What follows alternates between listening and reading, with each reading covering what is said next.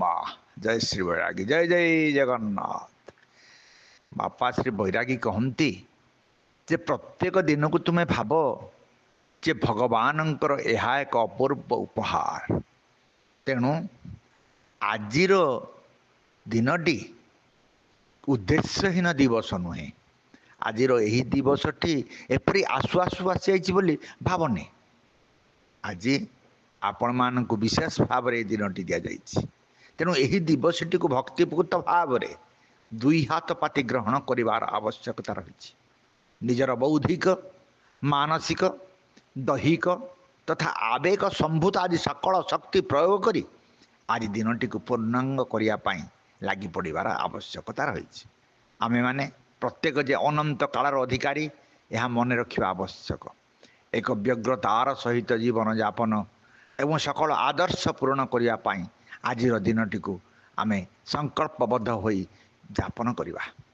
ସମସ୍ତ ଅନନ୍ତ କାଳ ଆମମାନଙ୍କର କରଗତ ବୋଲି ଜାଣି ସ୍ଥିର ଚିତ୍ତରେ ପ୍ରଶାନ୍ତ ହୃଦୟରେ ବିନା ବ୍ୟସ୍ତତା ବିନା କାତରତାରେ ଆଜିର ପ୍ରତିଟି ମୁହୂର୍ତ୍ତର ସୁନ୍ଦରତମ ସଦୁପଯୋଗ କରି ଆମେ ନିଶ୍ଚିତ ଭାବରେ ଆମର ବାଞ୍ଛିତ ଲକ୍ଷ୍ୟ ପଥରେ ଧୀରେ ଧୀରେ ଅଗ୍ରସର କରିବା।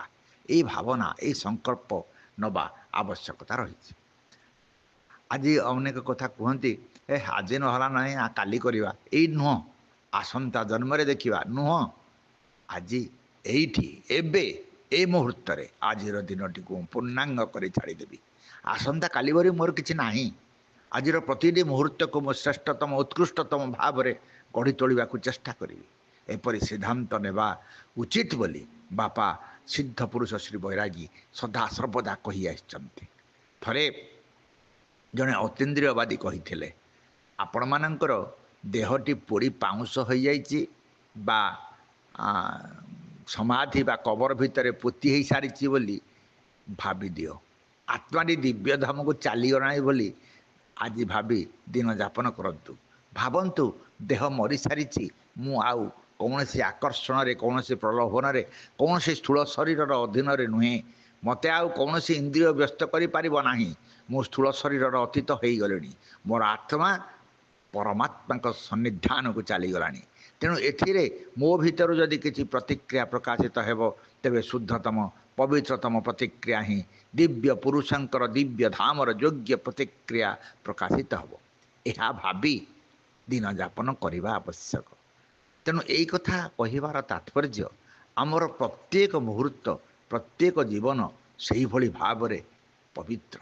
ଯଦି ଆମମାନେ ଭଗବତମୁଖୀ ହୋଇ ଦିବାରମ୍ଭ କରନ୍ତି, ଆନ୍ତରିକତା ସହିତ ପ୍ରାତଃ ସ୍ମରାମି ପ୍ରାତଃ ଭଜାମି ପ୍ରାତଃ ନମାମି କରି ଦିବସକୁ ଆରମ୍ଭ କରିବା।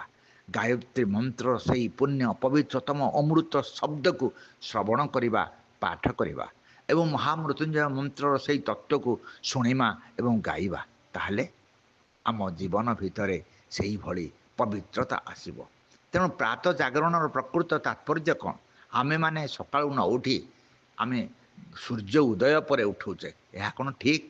ନିଦ୍ରାର ତାମସ ପ୍ରଭାବରୁ ଆମେ ମୁକ୍ତ ହୋଇପାରୁନେ, ତାହେଲେ ଆମ ଭିତରେ ଆଳସ୍ୟ ରହିଛି। ରାତ୍ର ଓ ଦିବସର ଏହି ସନ୍ଧିକ୍ଷଣ ଏହି ହେଉଛି ବ୍ରାହ୍ମ ମୁହୂର୍ତ୍ତ। এই ମୁହୂର୍ତ୍ତଟି ଆମେ ଏଭଳି ଭାବରେ ବ୍ୟବହାର କରିବା ଉଚିତ। ମାନେ এই সময়ଟା ବ୍ୟସ୍ତତା ବିହୀନ, ଏ ସମୟଟା ଭାବ ଉଦ୍ଦୀପନକାରୀ। ତେଣୁ ଏ ଅତ୍ୟନ୍ତ ଶୁଭଙ୍କର ଅନୁକୂଳ ସମୟ। ତେଣୁ ବ୍ରାହ୍ମ ମୁହୂର୍ତ୍ତରେ ଉଠିବା, ମହାମୃତ୍ୟୁଞ୍ଜୟ ମନ୍ତ୍ର ଗାୟତ୍ରୀ ମନ୍ତ୍ରକୁ ସ୍ମରଣ କରିବା ଏବଂ ପାଠ କରିବା, ଏହା ହିଁ ହେଉଛି ଆମ ଜୀବନର ବିମୁଗ୍ଧକର ବିସ୍ମୟକର କୁହୁକମୟ ପ୍ରାତଃକାଳର ସମ୍ପୂର୍ଣ୍ଣ ବ୍ୟବହାର ଯୋଗ୍ୟ। ସୁପ୍ତାବସ୍ଥାରେ ଯେପରି ଆବଶ୍ୟକତା ରହିଛି, ଜାଗ୍ରତ ଅବସ୍ଥାର ସେହିଭଳି ଆବଶ୍ୟକତା ରହିଛି। ଜାଗ୍ରତକୁ ବାପା ଶ୍ରୀ ବୈରାଗୀ କୁହନ୍ତି ଚେତନା।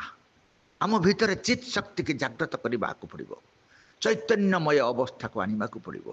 ତେଣୁ ଭଗବତ ସାନ୍ନିଧ୍ୟ ଲାଭ ପଥରେ ଅନ୍ତରର ଭଗବତ ସଙ୍ଗ ହେବା ଆବଶ୍ୟକ। ଏକାଧିକ ପ୍ରତିବନ୍ଧକ ରହିବ ସତ, ନିଷ୍କ୍ରିୟ ସୁପ୍ତାବସ୍ଥା ବ୍ୟସ୍ତତାପୂର୍ଣ୍ଣ ଜାଗ୍ରତ ଭିତରେ ଆମେ ଚେତନା ନ ଆଣିବା।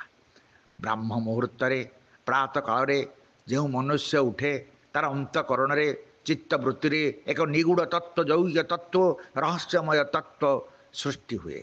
ଆମର ପୂର୍ବପୁରୁଷଗଣ ଯାହା ଜାଣିଥିଲେ କହିଯାଇଥିଲେ। ପ୍ରତ୍ୟେକ ସତ୍ତ୍ୱକୁ ପ୍ରତ୍ୟେକ ଦିବସକୁ ଆମେ ସଦ୍ବ୍ୟବହାର କରିପାରିବା। ଦିବସର ଅବଶିଷ୍ଟାଂଶ ପାଇଁ ଆମକୁ ଅପୂର୍ବ ଶକ୍ତି ମିଳିଯିବ ଯଦି ବ୍ରାହ୍ମ ମୁହୂର୍ତ୍ତରେ ଆମେ ଉଠି ଗାୟତ୍ରୀ ମନ୍ତ୍ର ଶ୍ରବଣ କରିବା, ଈଶ୍ୱର ସନ୍ନିଧାନରେ ଆମେ ରହିପାରିବା। ତାହେଲେ ଆମ ଜୀବନ ଭିତରେ, ଆମର ଜୀବନ ତତ୍ତ୍ୱ ଭିତରେ, ଏ ସଂସାର ଭିତରେ ଆମ ଜୀବନ ନୌକାଟି ଆନନ୍ଦରେ ଅଗ୍ରଗତି କରିପାରିବ।